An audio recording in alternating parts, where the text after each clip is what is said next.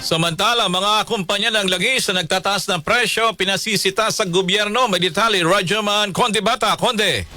RMN Live Report.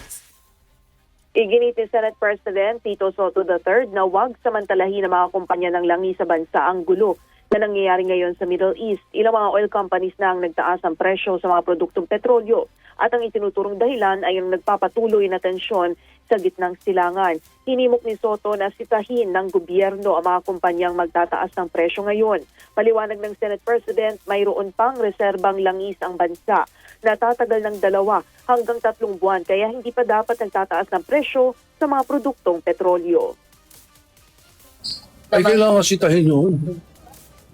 Kailangan sitahin ng gobyerno yun. Hindi pa pwedeng gano'n eh.